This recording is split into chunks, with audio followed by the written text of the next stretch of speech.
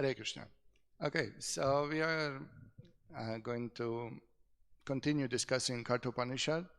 Yesterday we were hearing a little bit of introduction.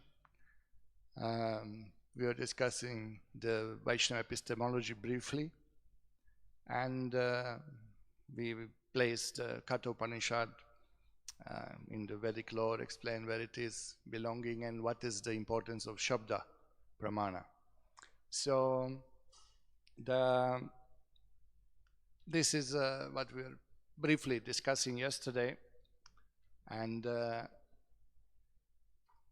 just share with you some notes.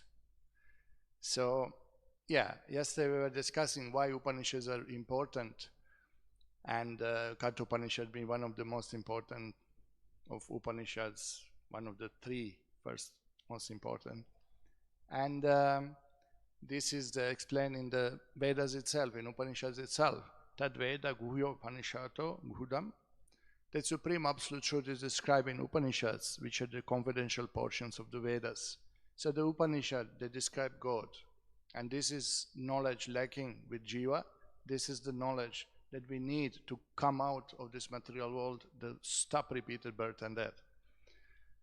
Brihadaranyaka Upanishad says, Tam Upanishadam Purusham Prichami.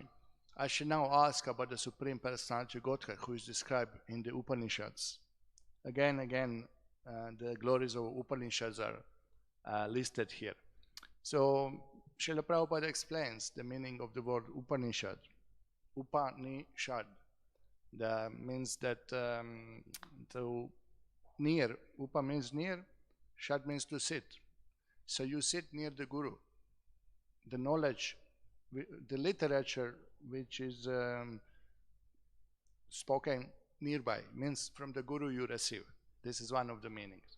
Also, Srila Prabhupada also said that literature which brings you near to God, Upanishad, that literature which will bring you near to God, means the knowledge about God which will actually bring you to God. There are different explanations about Upanishad also. But this is first point, that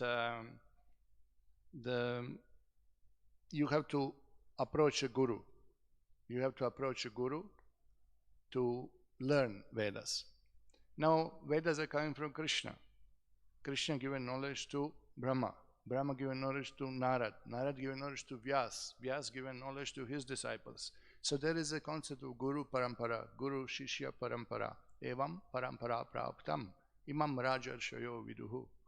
So this knowledge is received through the unbroken disciplic succession, the transcendental knowledge, the pure message of God. Vedo Narayana Sakshat.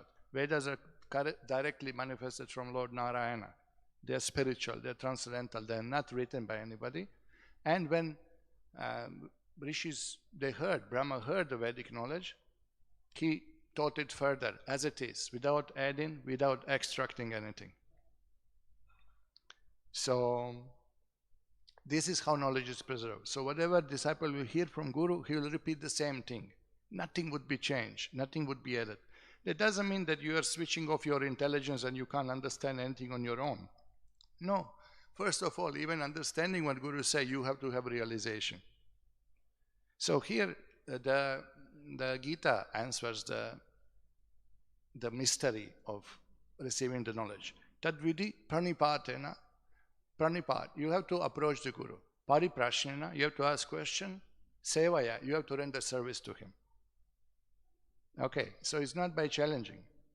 It's not by arrogance. It's not, I know what he knows. Who are you to teach me? And this attitude won't teach you anything. There will be no transmission of knowledge. So the attitude is set. That I'm in ignorance. I want to know about the God. Would you like to teach me? And you should be intelligent enough to understand who is Guru, who is not Guru.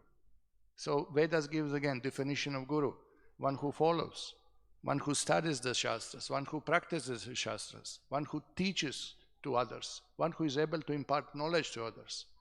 And when you receive the transcendental knowledge, there is a change in your consciousness, there is a change in your behavior, there is an absolute morality is there, your etiquette, your conduct, your thoughts, your deeds, everything is purified.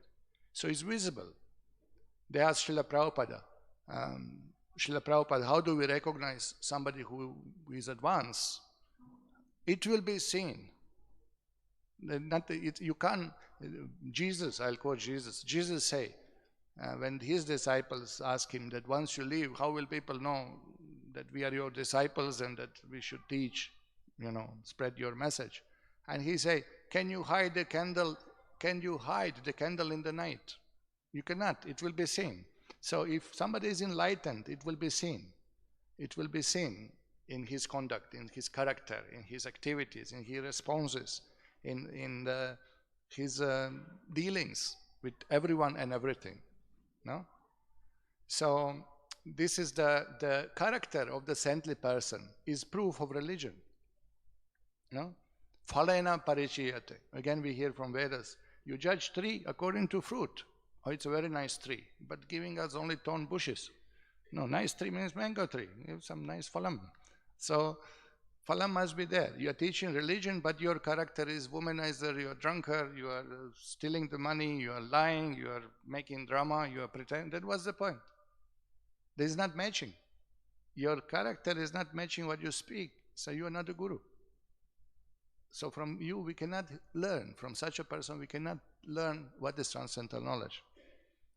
So otherwise everybody can come. Oh, I had a revelation. God has come on the cloud and told me that we should all invest in stock market, something, whatever.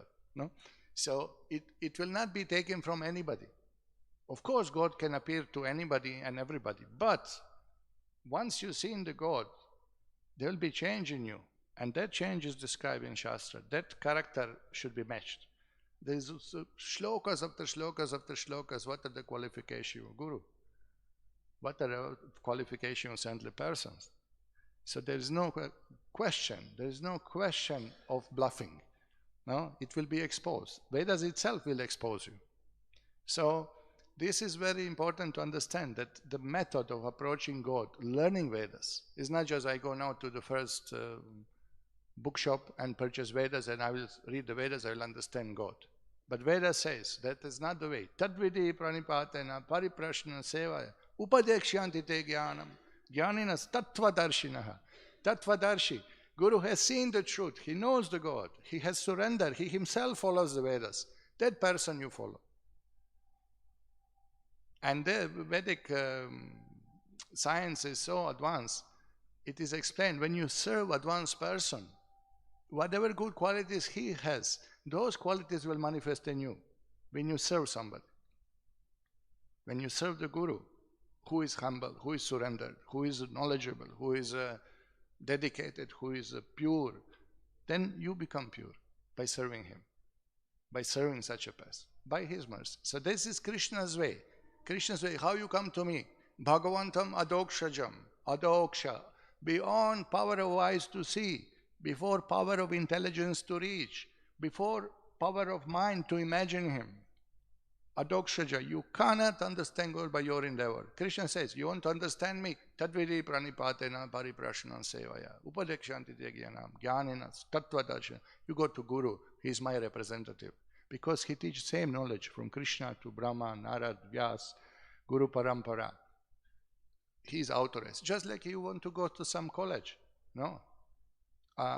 Sir, what is your qualification? I'm PhD. Oh, PhD from where? Oh, from Kanpur College of Agricultural Science and Cow Dung Research. Kanpur College. What? Meaningless, no? Must be authorized institution, must be recognized by government.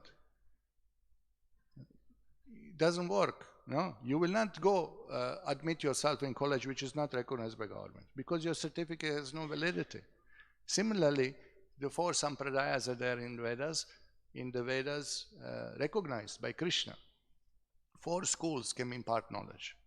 Ramanuja's line, Madhva's line, Nimbarka's line, and Vishnu Swami's line. These 4 schools are recognized, 4 sampradayas. And therefore, you have to approach the Guru, you have to, from the scripture itself, you understand who is Guru, what is proper sampradaya, and what's supposed to be a result of all of this. My consciousness should change, my life should change. So this is the system that the Upanishad, you learn knowledge about God by sitting near to Guru, pariprashna, ask questions, not blindly following, sevaya, serve him, then Guru will give the knowledge. Knowledge will be revealed to you. So that is the Vedic system. And okay, Upanishad also can mean a secret knowledge. No? So Krishna says, Yaidam Paramam Guyam, that secret knowledge. No?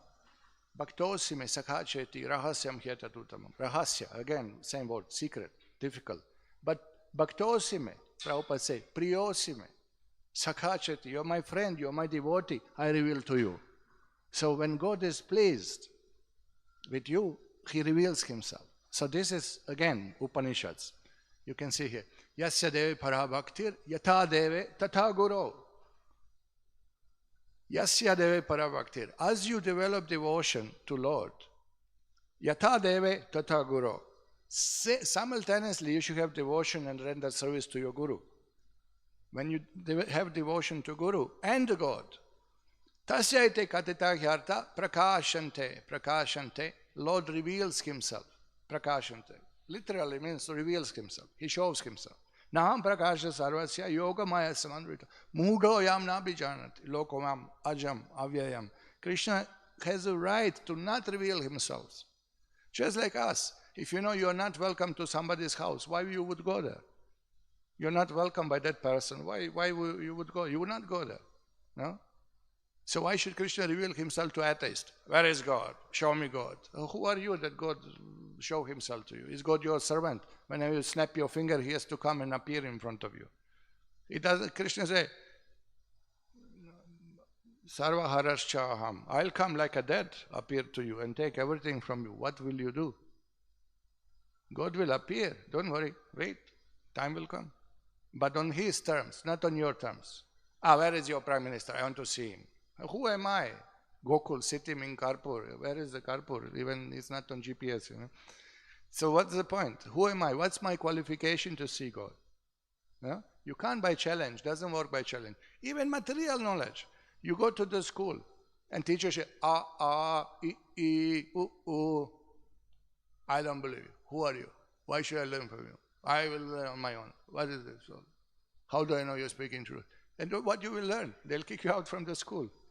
Okay, boy, go and sweep the streets. No? You don't want to study, you don't want to obey, you don't want to accept authority. Then what do you do? But Veda says you can learn. You can learn. You can actually get knowledge from God, about God, and God will be revealed to you. But follow the method. Follow the method.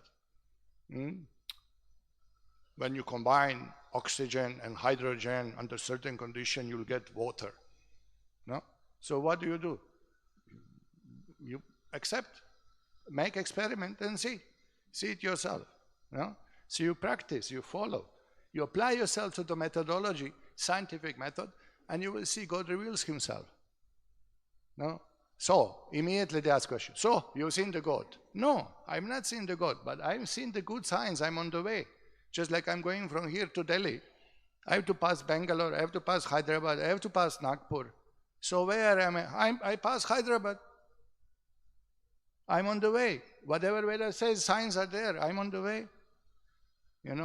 But you didn't reach Delhi. Maybe Delhi is not there. But so far, everything is mentioned. Bangalore say you will reach first. I reached. Then they say Hyderabad. I reached. Next one is Nagpur. I'm on the way. I just saw sign Nagpur on the way. No? Adav Shraddha, Tadat Satsanga, Tad Bhajana Kriya, Tad Anartha Nivritisya, Tada Nishta, Ruchitata, Asakti, Bhav, Prem. Everything is clear. Every step is clear. I know where I am. I'm located. My location, you can locate yourself in spiritual life. No? When one is free from material desires, when one is free from desire and hate, no? Then when one controls mind and senses, then you can understand advancement in spiritual life. So it's clear, it's not something vague, It's not that, you believe and then on the cloud God will come. God may come, may not come, that's up to Him. But the bhakti should come, our devotion should come, our surrender should come. So that's the system. The system is that unto those great souls who have implicit faith in both the Lord and spiritual master, All the impulses of Vedic knowledge are automatically revealed. Who says? Krishna says. Where is written? In Upanishads. No? So this is Srila Prabhupada's simple definition. The knowledge that brings one nearer to Supreme Personality of Godhead Krishna. That means Upanishad. Now, so here, Bhaktivinoda Thakur explains. It is, however, that the great spiritual preceptors and wise sages deeply absorbed in meditation that have received the absolutely perfect knowledge in the form of Vedas, revealed to them by the omnipotent and fully independent Supreme Godhead, who personally appear in their hearts. In this way, the flawless knowledge is accepted from the Lord without the disturbance caused by limitation of material senses. So you understand that knowledge which comes from pure devotee, from Mahabhagavata, from the surrendered soul, is not affected by Brahma, Pramada, Vipralipsa, Karanapata, these four mistakes yesterday we were discussing. No? It's not affected. Only the fact is that we don't understand properly Vedic knowledge because we are not pure enough. A contradiction is there. Now, all these logical puzzles they are trying to apply not to believe in God, to avoid the God. If God is omnipotent, can he create stone which he cannot lift himself? So, sounds smart, no? Sounds smart, yeah. If you say yes, he can create stone which he cannot lift, then he has no power to lift it. So it's a kind of logical puzzle, but doesn't help you with God. Parasya Shaktir Vividaiva Shruyate. He can do whatever he wants to do. One moment he will create stone which he cannot lift, and next moment he will expend his energy and lift it on the small finger. What you will do with God? It's dynamic force. It's not something that you will put in your box of logic and dismiss it on the side. Ha! I outsmarted the God. You will be outsmarted by God because you have to die. And you are conditioned. You have no control. You have no control over this body. You have no control how your hair is growing or not growing. You have no control over your faculties. When you have to run in toilet, you have to run. Control it. Come on, hold on. No? So, and then you are challenging God, who is in full control. It's illusion. This is illusion of the jiva. This is illusion of us in material world. So, now, what is the secret? Then how can something, the Vedas, or another argument, Vedas are words, these are all written by some man, you say they are saintly, but how do we know, and this and that. Well, different things happens. First thing is that Vedic knowledge is first memorized by Brahmanas. Brahmanas are also jivas like you and me, but they have great credit of punya, they have assets from previous life. Their mind is sattvic. Their intelligence is sharp. So what is their duty? Bhagavan given them duty to memorize the Vedas, to preserve that knowledge. So first thing from the childhood, they will teach you in Vedic Gurukul, memorize the Vedas. And they will memorize in different patterns. Remember we were discussing all these things. You have this Samhita Pad, Krama Pad, Padapad, Ganapad, Jatapad. There are different systems of memorizing, word by word, front side, back side, first, second word, third word, fourth word, all kinds of combination of memorizing so that nobody can take one word, extract it or implement, put in anything. They really memorize it upside down. They memorize text from front to back and with very different combinations, like a passport, basically. No? So they memorize it so that it's still preserved even today. Whatever we have, Bhagavad Gita, we have 700 shlokas. How do you know they didn't change? They did not change because we have commentaries of acharyas on same shlokas. We have people memorizing it for thousands of years. It's preserved. No? So that was the system, that knowledge is preserved by the Brahmanas, revealed through the rishis and preserved.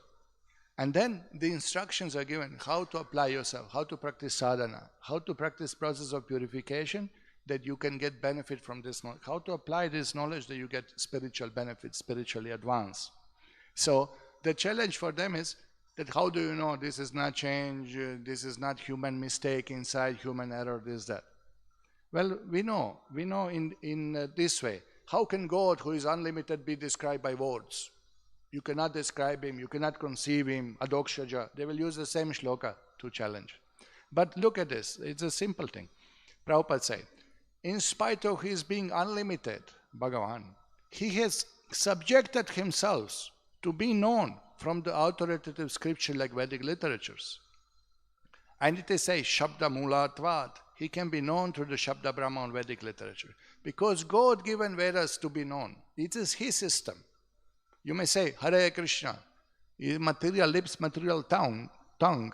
So when I say Hare Krishna or when I read from Vedas, this is material sound. But it's not material sound. Why is not material sound? Because Bhagavan himself arranged that if you chant these syllables, Hare Krishna, I will appear inside. I will reveal myself. It's my system, my arrangement. God can appear in any time, any place, any form. So God subjected himself. He say, I will make it easy for you. I will be in words of Vedas so you can relate. Because you can't see me, you can't hear me, you can't smell me, you can't touch me, you can't conceive me by your capacity. I'll come to you. I'll come through Vedas. I'll send a guru.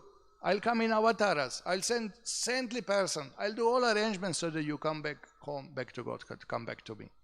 This is his will. This is his system. He made the path how to reveal. So these are Upanishads. Now this is another meaning. No.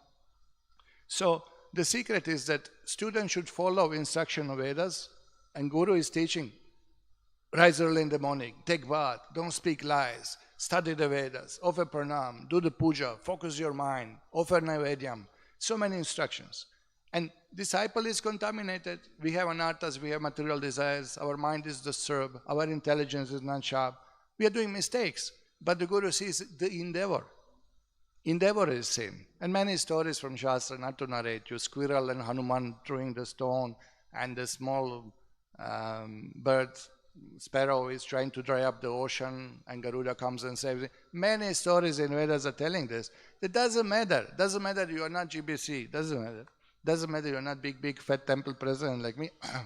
No? Doesn't matter. It matters that 100% you endeavor to do your service honestly, with full heart, with full mind, as Guru told you.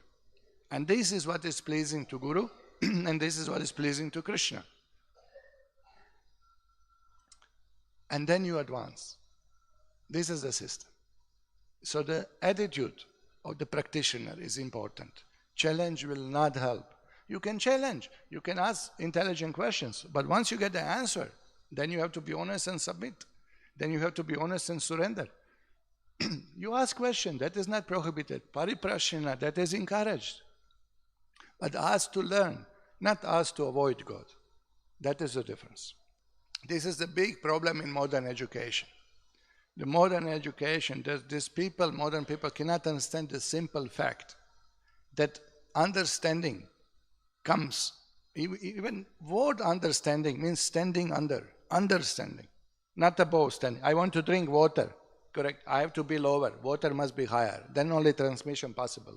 Practical demonstration. No. Stand under. Then transmission possible. Now, you come to me. Why should I come to you? I'm going to die of thirst. It's not going to happen.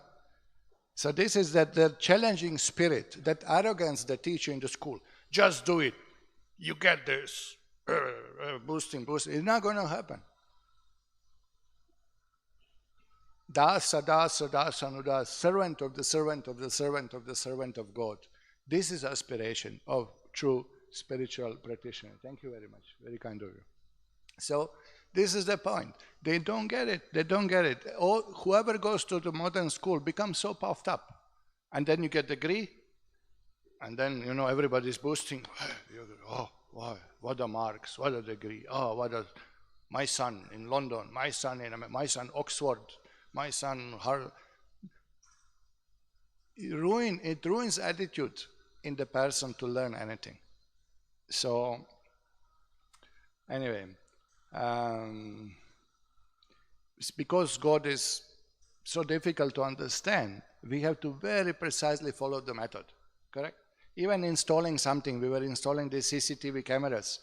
There is a manual guide, very precise. You have to connect like this, like this, like this. Otherwise, you won't get the picture. So very attentive. The simple thing, simple, but more complex thing, more precisely you have to follow. So very diligently, very attentively follow, practice spiritual life. Then things happen. And the gurus, rishis, Vedas, they all give us such a guidance and confidence that look, Bahavo Jnana Tapasa, Puta Mad Bhava Magat. So many, they practice already Vedas, and you can see. You can see when Prabhupada came, pure devotee, how he behaves. We have videos, we have records of his lectures, teachings. We have basically 24 hours awareness, the knowledge of his activities. And you can see pure devotee, how he acted, how he responded, how he dealt with challenges. You can see Krishna conscious person. You can see the proof, living person who is saint. Living saint is there. And you can see every time some saint appear, he brings commotion in material. He lifts up uplifts so many jivas around him. No? He creates commotion in the regular flow of material life. No? There is a change. The saintly persons are inspiration. They show us how to practice religious life. So this is the system. Shankaracharya gives another explanation of word Upanishad. He says that Shad means destruction.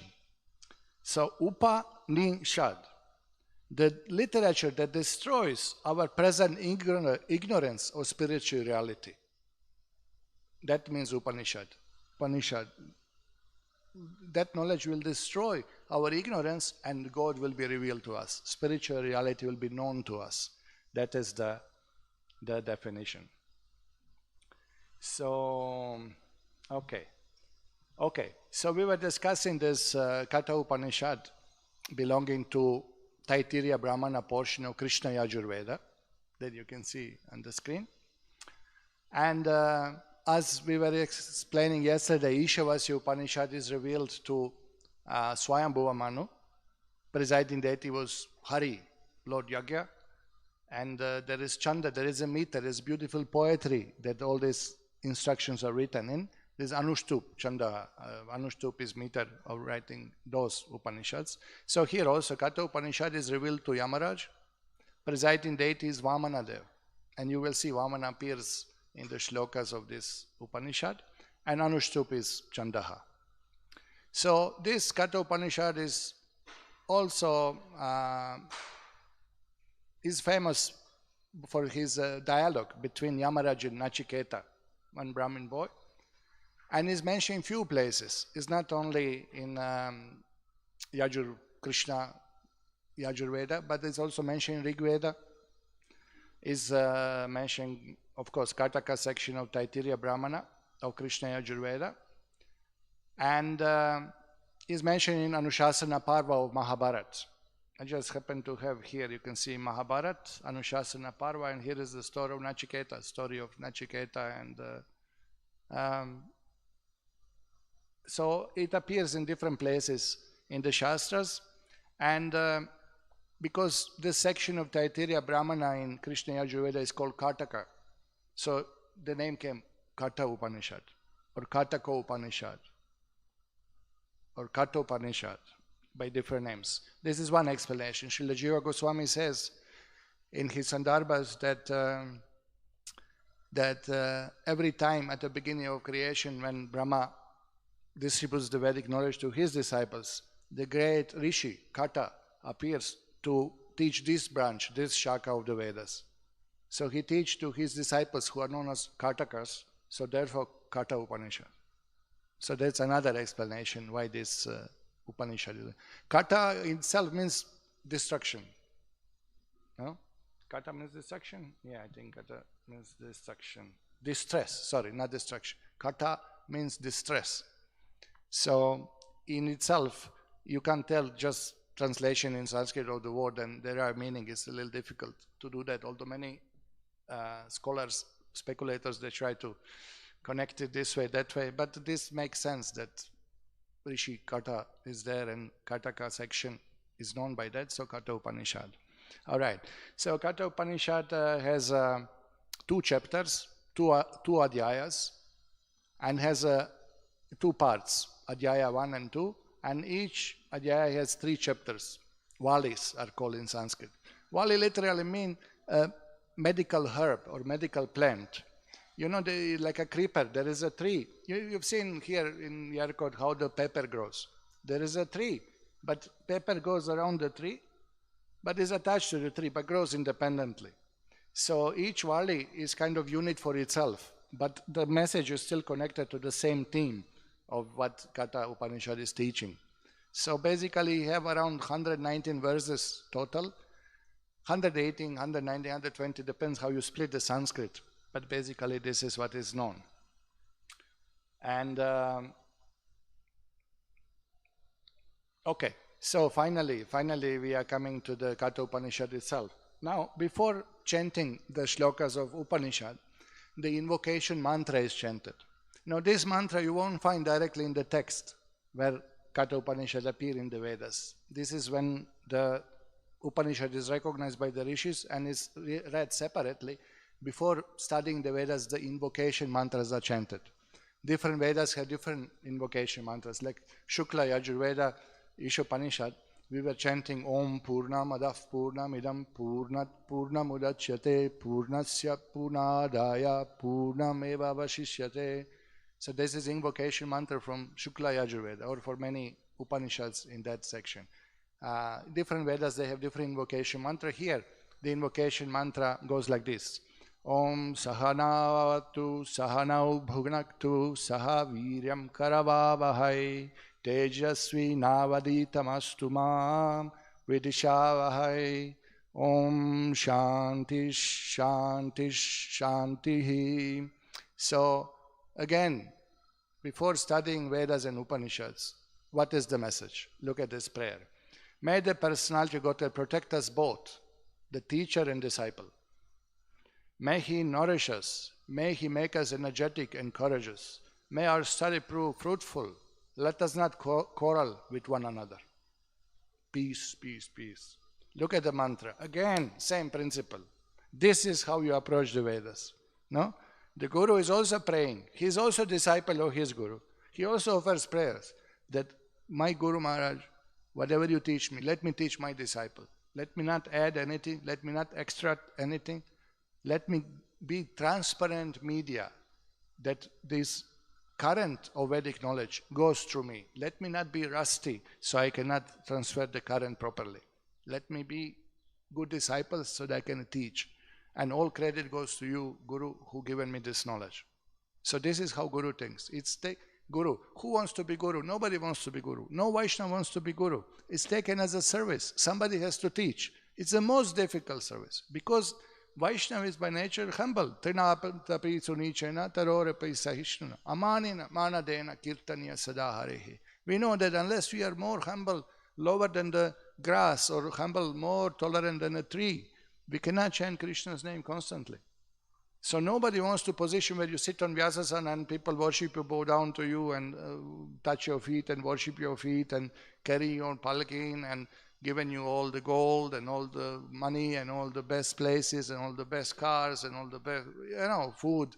Nobody wants this. No Vaishnava wants this. But it's taken as a service. Therefore, this is most difficult service. Therefore, most surrendered soul will take that service. Who can do that? Who can hold it? Who can not be bewildered by Labha, Puja, Pratishta? Who can control his mind and senses when you worship? Now it's easy to be detached when we have nothing. I'm not into disciples. Of course, who will follow you correctly? No? No? I'm not after disciples. Yeah, Baba, you do. Good. No? So it's like this. This is the system. So look how it starts. Invocation mantra. Please, prayers to God. That let us have proper attitude. Let the teacher be proper. Let the student be proper. Let the attitude be proper. Let us be courageous. Let us inquire. Let that transmission of knowledge should happen. That's the point. So by Krishna's mercy, by Guru's mercy, one can actually understand. All right, so here is the first shloka of Kaṭha Upanishad. Finally, you are very tolerant people. Okay, so I'll just read the Sanskrit and translation. Om Ushanha Vai Vaja Shavasa Sarva Veda Samdadao Tasya Nachiketa Nama Putrasa. So translation goes like that. There was a man called Vajrashavasa who gave in charity all that he had to Brahmanas. He had a son called Nachiketa. So this is now the story starts. This is the story, the framework of the Upanishad where the Upanishad unfolds. It's a story through which Krishna is teaching us something. So here we are going to follow commentaries from, we have I think that was Kushakrata Prabhu's translation. He given some commentaries there. We have Bhanu Maharaj translating it and giving commentaries. We also using Madhvacharya and other acharyas in life of Madhvacharya like Raghavendra Swami. And we have from Sri Vaishnavas, we have Ranga Ramanuja Acharya commenting on Kaṭha Upanishad. These are all great acharyas, and we are just going to follow their commentaries and try to understand. The Kaṭha Upanishad is the simplest, the easiest of all Upanishads. It's very much like Bhagavad Gita, and the language is a little easier, what do you say, for us, conditioned soul, is easiest of Upanishad to approach and to study in many ways. So these are all great acharyas, they already commented. The Ranga Ramanuja Acharya, he was a great acharya in the line of Ramanuja Acharya, and he commented on Upanishads. And after giving commentaries on Upanishads, he was feeling that nobody is really recognizing this importance of commentaries on Upanishads. He was feeling that it's such an important work and teachings of Ramanuja explanation, because most prominent commentaries somehow or other became Shankara's commentary. So everybody is using Shankara's commentary. Everybody is using Shankara's commentary. But Madhvacharya defeated Shankara's commentary. They explain not differently, but opposite. Ramanuja also. He's not agreeing with Shankara's commentary. So Ranga Ramanuja was thinking that although I wrote this commentary, that importance is not taken. And nobody, when somebody some big pandit gives commentary on Upanishad, they will give him some big title and this, that. But here nobody bothered. So Andal appeared in his dream, and she said that first you write commentary on Tirupavai, which are all Krishna Leelas basically from Vrindavan. Then you will be recognized as big pandit of Upanishads. So he wrote commentary on Tirupavai, and after that he got title Upanishad Bhaskara or something like that, So that was little Leela here. So you understand, we are dealing with pure devotees. Andal comes in a dream and giving instruction. These are very advanced souls. So we are sticking to their commentary. We're trying not to speculate, trying to understand. It'll shed light on these teachings. So here, in Madhva's commentaries on the first shloka, he explains like this, that the charity, where you have to, the yagya, where there is a need, there is condition to give everything what you have in charity, is called Vishwajit Yagya in the Vedas. This is the same yagya that Bali Maharaj performed when Vamanadev came. And he also had to give everything. So that was differently. But the idea is that there is a particular, that Vishwajit. Vishwajit, Jita means conqueror. Vishwajit, the conqueror of the world. So you'll get so much benefit if you do this yagya. You become conqueror of the world. Basically, destination is not only you rule all the world, but you go to heavenly planets. It's a material benefit given. So this is what Madhvas, they explain. One should give all position. And in Ranga Ramanuja's commentaries here, he explained that Vajrashavasa means one who attained fame by giving food in charity or by giving donation in charity. So you understand, even the name of the performer of the yagya, that itself means one who is very charitable, one who attained fame by giving food in charity or donations in charity. So they give you a little light. Okay, so his son was there. Here is mentioned, he had a son called Nachiketa. That's all what first shloka says. Then second shloka says like this. Tamha kumaram santam dakshinau niyamanasu shara vishesha sumanyata. Though he was a mere boy, fate entered him when he saw that their cows being led to priest as dakshina, and he thought to himself as follows. Now this is interesting. Shraddha avishesha. Fate entered into him. Some consciousness entered into him. Some awareness. What is it? When he saw the cows are given as a dakshina. Dakshina, the concept is almost forgotten in the world. In India still, dakshina is known. You have to give some dakshina to the priest when he does yagya. You have to do to Purohit, you Ritvik, who is doing on your behalf, you know. But nowadays, our local brahmanas are printing fixed prices for Garbhodana Samskara this much, for Griha Parvesha this much, for Anaprashna this much. They printed the list. That's not Dakshina. Dakshina means you have to give donation according to the person and performance. So we know this from the Vedas that the more greater performance, the best the priest, the biggest dakshina will be given. So according, there is reciprocation how to give dakshina. So this is the gift will depend on gratitude and piety of the donor. How much donor is pious also? Because nowadays people don't give even donation. If you don't ask, if you don't charge, they don't give. No? We went to one temple and I asked, the entry ticket in temple, 5 rupees. It's not much, but why you are charging 5 rupees for darshan? Why you are? It's not cinema that you pay ticket. It's temple, you know. Why not free? And he says, sir, we are only 2 of us. Temple is very big. We can't pay even sweeping ladies for cleaning because people come for darshan and they don't give dakshina anymore. They will take prasadam, they will take tulasi, they will take charanamrita, tirtam, but they will not give even 1 rupee donation. So 5 rupees is nothing for.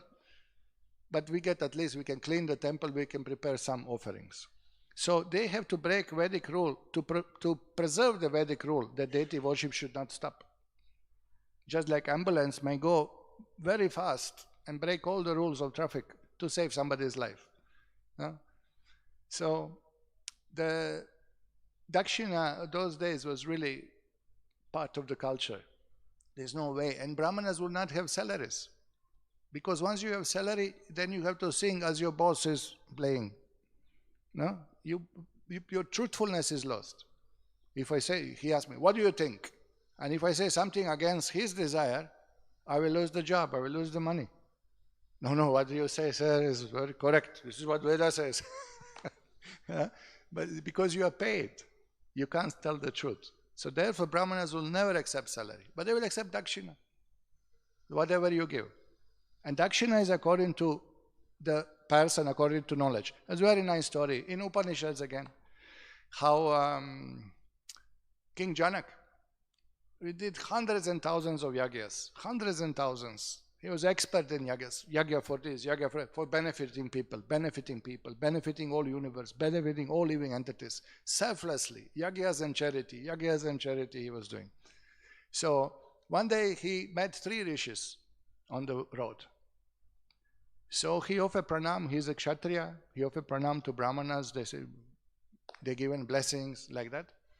They were happy to see him because, this is a dharmic Vedic king. This is a person who brahmanas are maintained by him. Hundreds and thousands of brahmanas are maintained by him. So they were happy to see him. They were pleased with dharmic king. So he said, oh great rishis, 3 of you, who teach me the best yagyas that you know, I'll give 100,000 cows in charity. So first rishi spoke about yagya that he knew the best. And King Janaka gave me something 15, 20,000 cows. I don't remember numbers, but he didn't give him 100,000 cows. He gave him 20,000 cows, which indicates that he knew better yagya. The king himself knew yagya which will give even better result. Second rishi spoke and he got 50,000 cows. And third rishi spoke and he got 75,000 cows. Something like this. I'm paraphrasing. Long time I read this. But the idea is they didn't get 100,000 cows. So King Janaka given them and he left. Now very interesting. Brahmanas being Brahmanas, they are always after knowledge. So who was that? Yajnavalkya was there, no? So Yajnavalkya Rishi was the third one. He ran after the king. Say, Maharaj, Maharaj, Maharaj, stop. So he stopped his chariot. He said, yes. And he kept quiet. Yajnavalkya kept quiet. So now you see, etiquette is that how can Brahmana learn from Kshatriya? That's not etiquette, no? So king understood. He said, oh Brahmana, is it about yajna? Yes. Please instruct me. King is asking, no, you instruct me. And then Yajnavalkya says, yes, you teach me about he gave an instruction, you should teach me about yajna that you know. Because they all understood, the king knows better yajna than us, so let us learn. You see, this is honest Brahmana. He's not puffed. What he knows? See, he promised 100,000 cows, he didn't give. What he knows? He doesn't know anything. Kshatriya. They were not like this. They understood. He knows better than us. So he ran humbly and said, you tell me about the yajna. And king said, yes, sir, whatever you instruct me, I will do. And King Janaka taught Yajnavalkya how to do the yajna. And since that day, he is known as Raja Rishi. Raja Rishi, he became known for his knowledge and for his performance. So that was the system. This is, you see how nice culture is there. Okay. So here, the boy was seeing these cows in charity and something disturbed mind. Shloka 3 explained what disturbed his mind. Pitodaka Jagatra Dugda Doha Nirindriya Ananda Namate Lokas Tansa Gachatita Dadat. These cows are past eating grass and drinking water and have been milk dry. Indeed, their bodies are old and feeble with age. Surely the place my father will attain after that will be joyless, having donated cows such as these. So this is what boy's mind was disturbed. That my father is making yajna to go to heaven, to go to Swarga Loka, to enjoy the heavenly pleasures. But you are giving such a cows which are already not giving any calf anymore, not giving any milk. They are not even drinking water or eating. They are just about to die. So what benefit you'll get with such a charity? No? The Prabhupada jokes, they give you in charity something they don't want in the house, you know. Blind cow, give in charity. Cow got blind, you give in charity. This is useless gift in charity, no? Yeah. We had experience here in Salem. Somebody shifted to new house, they purchased new furniture, and old furniture they wanted to donate to temple, broken chair with 3 legs he given. I say, okay, thank you so much. We cut it and put in firewood. We burn it at least for firewood was used, you know. And after thinking, after many years, he's asking, "How is that chair?" I say, "Still that 4 leg is growing." Shameless, no? The broken furniture given to temple for Krishna's use, for Bhagavan's use, or devotees' use. So you know Kali Yuga, how this charity business is going on. So boy was feeling very bad. Look, this is not nice, no? So you can see this his father, Vajrasrava, he is a materialistic person, no? So he wanted somehow or other get benefit, go to heaven. But look what cows he's giving. It's really, doesn't seem like that he's very spiritually advanced person from this. You know, how could you give such a cows in charity, no? So, what is the use? How will these Ritviks, priests, Purohits be pleased with such a cows? They'll be shocked. They may even curse. They won't. They are good-hearted people, but you know, it's very bad, you know, to give something like this in charity. So now, in Bhagavad Gita, we find instructions. Of sacrifices, the sacrifice performed according to the direction of Scripture, as a matter of duty, by those who desire no reward desired, is of the nature of goodness. The best sacrifice is if you can do it in goodness, without reward. But here, obviously, Nachiketa's father is expecting big reward, but look at his charity, no? And of course, Gita defines also, sacrifice performed for some material benefit, or for the sake of pride, O chief of Bharatas, you should not be in mode of passion, And you know always that mode of passion does not give good result to the performer. And what to speak of doing yajna in the mode of goodness, in the mode of ignorance. No? And also charity. Charity given out of duty without expectation of return. At the proper time and place and toward a person is considered being mode of goodness. But charity also must be proper. The gift must be valuable, must be beneficial, must be pleasing. Correct? Sometimes we go, some politicians invited us in their office. Come, Swamiji, come, and Shriram and me came, and Shriram get beautiful, pure, 100% polyester chadar. You know, the cheapest junk from the first shop for 45 rupees.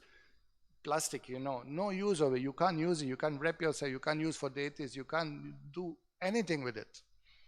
You know, you can't make even coping from it. You know, it's good for nothing. You know, it's a bluff. It's such a bluff. You know. Ponare means golden chadar. Yeah, it's a yellow. It was a yellow plastic looking golden, you know. You see how Kali Yuga is like this. Really bad, you know. All right. So Srila Prabhupada is explaining in purport to this shloka in Bhagavad Gita. In the Vedic literature, charity given to person engaged in spiritual activity is recommended. Now this is another problem in India. Charity is in the blood of people, in the culture of Indians. But now they cannot discriminate to whom to give charity, to whom not to give charity. And there's a big problem. Because wrong person misuses the charity. And you don't get punya, you get reaction for that. No? So here, there is no recommendation for giving charity indiscriminately. Spiritual perfection is always consideration. What is best for my Krishna consciousness? How will this person advance in Krishna consciousness? I was in train, I told you before the story.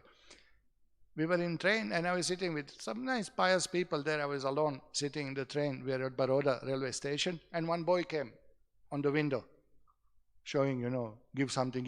And he looked a little messy and unbathed and looking skinny also, you know. So now I'm foreigner, I'm easily noticeable amongst others, no? So, and foreigners in India, people think foreigners, they have money. That's the concept, you know, the foreigners equal to money. So, this boy went on pulling my kurta and pushing. So, what to do now? No? Now I look around, an whole compartment looking at me now. Whether he will give or not. No, it's some guilt on you immediately. You have to give. No? So everybody's looking at me, what I will do now. So I look for some prasadam. I didn't have any prasadam. I was going short travel to Vallabhidyan. I didn't have any prasadam. Usually I give him some, whatever prasadam we have, take prasadam. So everybody is, you know. So I was first cool, you know, I didn't respond much. And then he went on pulling, an whole compartment. So they already start talking. Well, you see, the foreigner is wearing this clothes. He doesn't know what is culture. He doesn't know what is charity. All that. Okay, so I look around. I had 5 rupee coin. So I gave him 5 rupee. This fellow, before train went right on the stall, purchased bidis. Bidis he purchased. I, from temple money, Krishna's money, I sponsor bidis for the boy. What a profound charity I've given. You see that? Then I look in the compartment. Then all, hey boy, no, go buy samosa. What samosa? You know, maybe he didn't buy for himself. Maybe he purchased for his father, but still, I sponsor the bidis with Krishna's money. So don't give money indiscriminately. Give money to somebody who is engaged in Krishna consciousness. If you give to karmis money, they misuse. What about another one will buy liquor? You're sponsoring drinking, smoking. What about he purchase some meat item to eat? Don't give money to the people, they are not devotees. Give prasadam, give some, help them. Not to give, but we have to discriminate. It's not indiscriminately that you do. Therefore, charity is recommended to be given at a place of pilgrimage, at a lunar or solar eclipse, or the end of month, or to qualified Brahmana, or Vaishnava devotees, or in temples. Such charities should be given without any consideration of return. Correct? That also we have seen, no? That I can't forget this. We came to the temple and it was hot, it was summertime, you know. I'm sweating like anything, you know. So I asked him, put the fan on. And fellow put fan on and immediately switch off. And he's talking to us, the chairman of the trust. This is the Vishnu deity we have here, and Tayar is here, Lakshmi is here, and this is that, and my father built this, and I built this, my son built this, and I put fan on, because I was really sweating, And as he talking, he just switching off the fan, So what is the problem? 3-4 times happened. I put fan on, he switch off, put on. So then I say, okay, Baba, I'll not put fan on. Something wrong with fan. I don't know, what is it? Then when fan stop, on the wing of the fan, his name is there also. So if fan is running, I cannot read that he sponsored the fan, no? So he switched off the fan. Purpose is lost. No? But I had to see the name on the wings. Then I saw, oh, boy, okay, Baba, put it on now. Put it in practice, So people are like this, Even for building temple, people are, where you will put my name? Where you will put my... I say, Bhagavan will put in his book your name. That's the best. Oh no, that is there, Swamiji, but you put somewhere that also other people see when they come to temple. So people expect, people are attached, people are not trained in giving charities without asking return. What will I get? Charity to poor is sometimes given out of compassion, but if a poor man is not worth giving charity to, then there is no spiritual advancement. There is a warning. Okay. In other words, indiscriminate charity is not recommended in Vedic literature. But charity performed with expectation of return, with a desire of fruity result or grudging mood, is said to be charity in mode of passion. That also we have seen. Now charity in Rajagun. What will I get? Put my name, this, that, they're expecting, or make me life member, or can I use the room, or, somehow or other, they try to pull up their money back. Or somebody recommends somebody. The two business partners are, one is obliged to another, so we come, sir, can you tell? So this one fellow is calling another, hey, these people come give some charity, so you come. Okay. He doesn't like to give, but he has to give. So anyway, he gets benefit, but it's not the best attitude. It's not the best attitude, grudging mood. So Prabhupada explains, charity is sometimes performed for elevation to heavenly kingdom, like Nachiketa's father. And sometimes we get trouble and with repentance afterwards. Why have I spent so much money in this way? No? One donor, he given us some amount, and after he met me, say, in the moment of weakness, I given some donation. That in moment of clear intelligence, you given some donation. Now you are clouded a little bit, Charity is also sometimes given under some obligation at the request of a superior. These kinds of charity are said to be in the mode of passion, and that won't give you full result, what you're supposed to get by giving charity. Okay. And then we understand that that father of Nachiketa, he is doing such a yagya that everything you have to give in charity. He doesn't have good quality, but still, for what? To go to heaven. But what is the use? What is use going to heaven? Temporary, again material benefit, no? Look what Gita says. Tetvam bhuktva svarga lokam vishala, kshine punye martya lokam vishanti. Kshine punye martya lokam vishanti. You do yagya, you get a lot of punya, you go to heaven. Once your punya is exhausted, kshine punye martya lokam vishanti. Again you have to come to the earth. Evam tri dharma anuprapana gatagatam kama kama labante. Then what is the use doing yagyas to go to heavenly planets? Is material, is temporary. Antavatu phalam tesham tadbhavatya alpamedasam. Alpamedasam, less intelligent. Antavat, anta, there is an end to your phalam, what you will get by these material sacrifices or by worship of demigods. So this shows us that Vajrasravasa was not so spiritually advanced, though he was Brahmana, but he had material desires. But these are Vedic Brahmanas, and they utilize material desires through the Vedic system, so they get purified. Okay, at least he's not cheating in the business, at least he's not stealing around, he's not on stock market doing gambling. He's doing honestly, piously Vedic system. And that will gradually purify and benefit him. But still you can understand he was not super spiritually advanced here. So, okay, so let's go to next shloka, number 4. Sahovacha pitaram satakasmai mam dasyasiti dvitiyam tritiyam tam hovacha mrityave tva dadamiti. Now, the boy was feeling, okay, let me read translation. Nachiketa spoke. He therefore spoke unto his father, saying, to whom we will donate me, father? He spoke this twice or thrice, until father angrily replied, I'll give you to dead personified. Now you see, father is doing yagya and this is cows he has. He's a poor man, he has these skinny cows, he's not doing the best thing. And he's anyway doing it for benefit of his and his children. That is in his mind. Now the boy is young boy, Kumara. Kumara means how many years? Maybe 5, 6 years, young boy. And he's seeing cows are skinny. And he knows this yaga, father has to give everything in charity. So give me in charity, I will be of some use to this priest. He was concerned genuinely for father's welfare. He said, oh, Pitaji, you will go to joyless abodes. You will not get good phalam from these miserable cows. So he wanted to benefit father. He said, you are going to give everything in charity. Give me, better you give me in charity to this priest. I will render some service, they will be pleased with you. With these cows, they are not going to be pleased. So with genuine concern, he is asking this. But father, didn't like to hear this. That boy is seeing fault in my puja, in my yagya, in my charity. And he is too small boy to advise me now. And now he is pinching me. Pitaji, to whom you will give me in charity? So father ignored. Pitaji, what about me? To which priest you will give me in charity? Father look a little bit and ignore him again. And third time he is asking, to that I will give you. Means he flipped out. It's not that he meant it, but he said it. Mrityave tva dadamiti. I'll give you to death. It's a heavy curse. Another sign he was not so spiritually advanced. He really flipped out on his own son. And son was right. Cows were skinny. Why you blame him?